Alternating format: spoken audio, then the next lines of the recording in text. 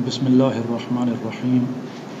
Dear students, Assalamu alaikum and welcome back to our Genetics 2 class with the topic of transposition or transposable genetic elements.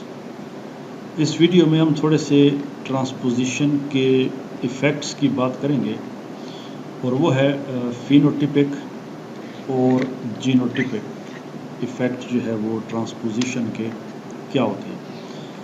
अब वो कह रहा है कि transposable elements जब ये इंसर्ट होते हैं, मसलन बैक्टीरिया की हम बात कर रहे हैं, तो ये एबेरेंट मैसेंजर आरएनए और उसमें जो ओपन रीडिंग फ्रेम होता है ORF, उसको वो जो बनाते हैं तो वो एबेरेंट होता है, यानी ठीक नहीं होता या नॉन फंक्शनल होता है, काम नहीं करता।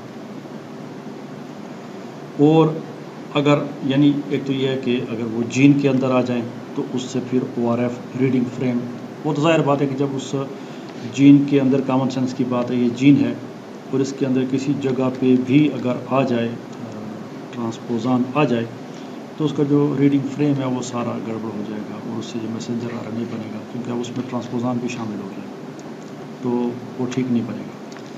दूसरा ये कि अगर वो प्रोमोटर में आ जाए, फॉर एग्जांपल अब जीन में नहीं आया और ये उसका प्रोमोटर है, अब इस प्रोमोटर में किसी जगह पे अगर ट्रांसपोज़ान फिट हो जाता है तो आपको पता है कि प्रोमोटर का ताल्लुक है जीन की एक्सप्रेशन के साथ, तो ये फिर वो जीन किस लेवल पे एक्सप्रेस होगी ये उसको इफ़ेक्ट करता है अगर इसमें आ जाए।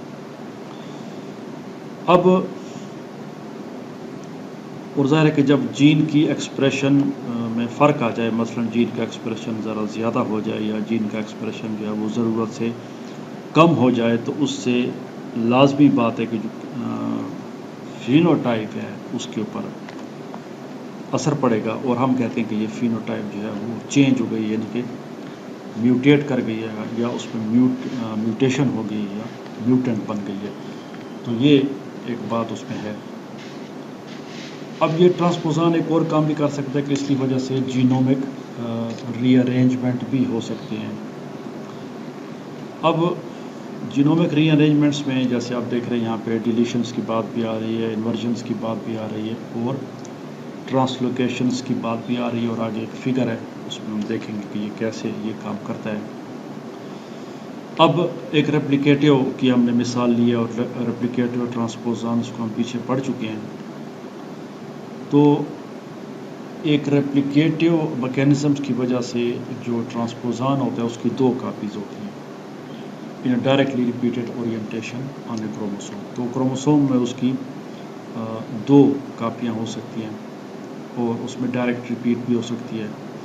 अब अगर इन दो ट्रांसपोज़ान में क्या चीज़ हो जाए, रिकम्बिनेशन हो जाए बिटवीन दीज टू ट्रांसपोज़ान, तो एक transposon and the region between the transposon is deleted. उससे ये होता है कि रिकम्बिनेशन के दौरान एक ट्रांसपोज़ान जो है और जो दोनों ट्रांसपोज़ान्स के दरमियान जो रीजन होता है वो क्या हो जाता है, इट इज़ डिलीटेड, तो ये डिलीशन हो जाएगा। अब अगर ट्रांसपोज़ान जो है वो इन्वर्टेड ओरिएंटेशन में है तो उससे फिर क्या चीज़ हो जाएगी, इन्वर्जन हो जाएगी। जब रिकम्बिनेशन होगी और दोनों रिपीट्स में तो वी गेट एन इन्वर्जन। तो पहले केस में डिलीशन काज करेगा, दूसरे केस में क्या करेगा, ये सारी चीज़ डिपेंड करती है रिकम्बिनेशन पे। रिकम्बिनेशन के ज़रिए ये एब्नॉर्मैलिटीज़ जो है वो पैदा हो सकती हैं। अब अगर उस क्रोमोसोम में नहीं है, अब ये जो हमने बातें की हैं वो सेम क्रोमोसोम की बात हो रही थी, डिलीशन में भी और इस इन्वर्जन में भी। अब अगर ट्रांसपोज़ान जो है वो दूसरे यूकेरियोटिक क्रोमोसोम के ऊपर है तो अब इसमें फिर रेसिप्रोकल ये होगी, रिकम्बिनेशन होगी और रेसिप्रोकल ट्रांसलोकेशन। ये उम्मीद है कि आपने क्रोमोसोमल एबरेशंस में ये चार जो रीअरेंजमेंट्स है क्रोमोसोम्स की वो आपने पढ़ी होंगी, और वो है डिलीशन, डुप्लीकेशन, इन्वर्जन और ट्रांसलोकेशन। तो रेसिप्रोकल होती है जो कि ले दी होती है कि इधर से जितना पार्ट जाता है उधर से भी उतना पार्ट ही आता है, तो ये दिस इज़ रेसिप्रोकल ट्रांसलोकेशन। एक होता है कि एक दूसरे क्रोमोसोम को चला जाना اور ایک ہوتا ہے کہ آپس میں وہ ایکسچینج کرتے ہیں، تو یہ ریسیپروکل. تو ہمارے پاس کیا چیز آ جائے گی؟ ٹرانسفر. تو یہ تینوں چیزیں انہوں نے یہاں پہ بتائی ہیں. تو دو ہم نے یہاں پہ دیکھ لی جو ایک ہی کروموسوم کے اندر ہو سکتی ہیں، اور آخری جو ہے وہ اس وقت ہوگی جب ٹرانسپوزان کی لوکیشن جو ہے وہ کیا ہے، ایک ڈفرینٹ کروموسوم جو ہے اس میں کیا ہو پائی جائے.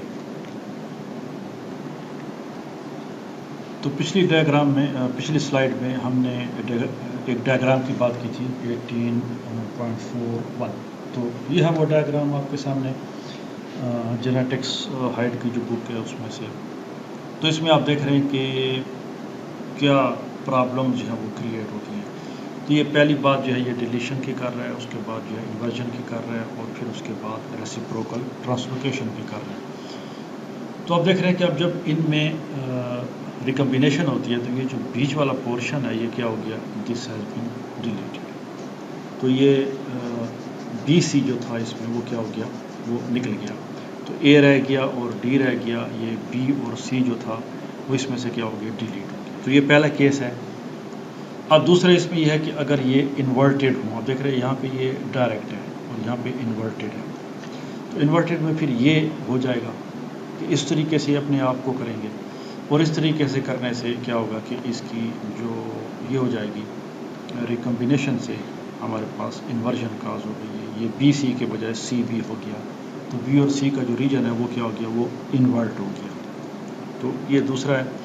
تیسرا جو ہے وہ یہ ایک کروموسوم ہے اور یہ دوسرا کروموسوم ہے. تو آپ دیکھ رہے ہیں اس میں ریسیپروکل ٹرانسلوکیشن ہو گئی. A B C D E F ادھر آ گئے، اور اس کا جو ایل ایم این تھا وہ ادھر آ گیا، اور اس کا جو او پی آر تھا وہ اوپر چلا گیا. سو دس از اے کیس آف ریسیپروکل ٹرانسلوکیشن. تو ان چیزوں کو تھوڑا سا سمجھنے کے لیے آپ کو شاید پیچھے جانا پڑے، اور اگر آپ نے کبھی پڑھے ہیں کسی اسٹیج پہ سیمسٹرز میں،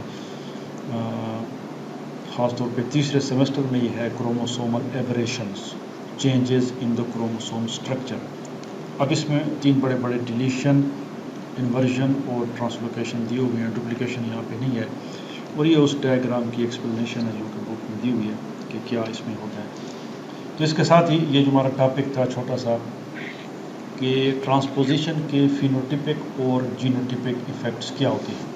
پہلی سلائیڈ میں 2 سلائیڈز تھیں. پہلی سلائیڈز میں ہم نے اس کے فینوٹیپک ایفیکٹس دیکھے، اور دوسری سلائیڈ میں ہم نے یہ جینوٹیپک ایفیکٹ دیکھے. یہ ڈائیگرام آپ کے سامنے ہے کہ یہ کروموسومل یا ڈی این اے کی ری ارینجمنٹس جو ہے وہ اس سے ہو سکتی ہیں.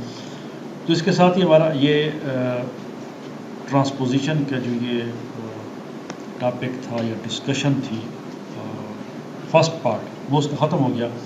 اب اس کے بعد نیکسٹ جو ہے وہ ہم جیسے کل میں نے آپ کو بتایا تھا کہ اے سی اور ڈی ایس ایلیمنٹس جو میز میں جو کہ پہلے جب یہ ٹرانسپوزیشن اوریجنلی ڈسکور ہوئی تھی اور باربرا میکلنٹاک نے ڈسکور کی تھی. تو انشاءاللہ نیکسٹ ویڈیو سے ہم اس کو سٹارٹ کریں گے. Thanks for watching and see you in the next video.